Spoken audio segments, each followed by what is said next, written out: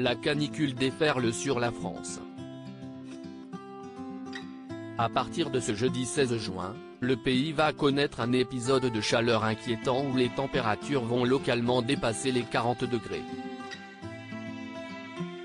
Météo France a placé depuis mercredi 15 juin, 23 départements en vigilance orange canicule et 19 autres en jaune.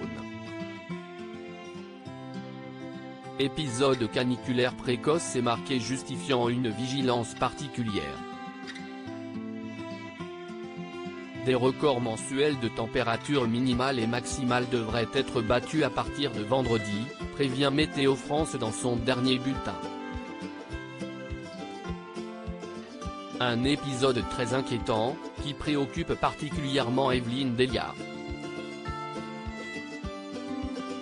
Ce mercredi 15 juin, Madame Météo de TF1 était invitée sur le plateau de C'est à vous pour évoquer ces températures extrêmes précoces. Ces records de chaleur sont de plus en plus fréquents, surtout ces fortes chaleurs et ces canicules.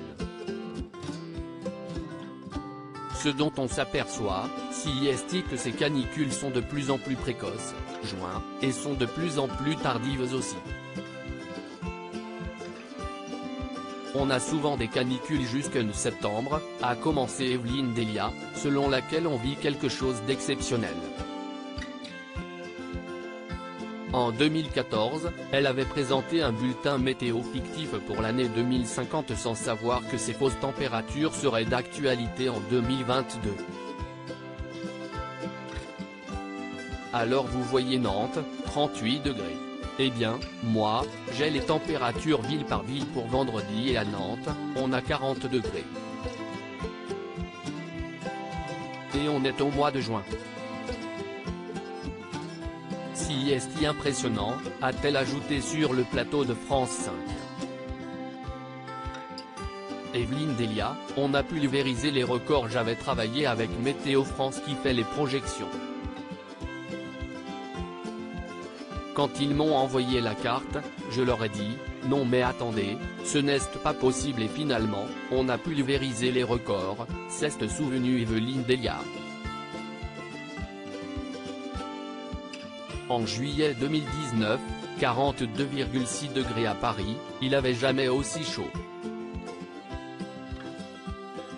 Et le 28 juin 2019, 46 degrés, c'était à Vérargues dans l'Hérault, ça c'est un record absolu. Il avait jamais fait aussi chaud en France. Désabusé par le réchauffement climatique et les épisodes de canicule qui sont de plus en plus nombreux, Madame Météo de TF1 a conclu, maintenant, on a vraiment les pieds dans le plat, et ce que je remarque c'est que les jeunes sont très sensibles, la nouvelle génération est très sensible à ce changement climatique et même inquiète pour l'avenir.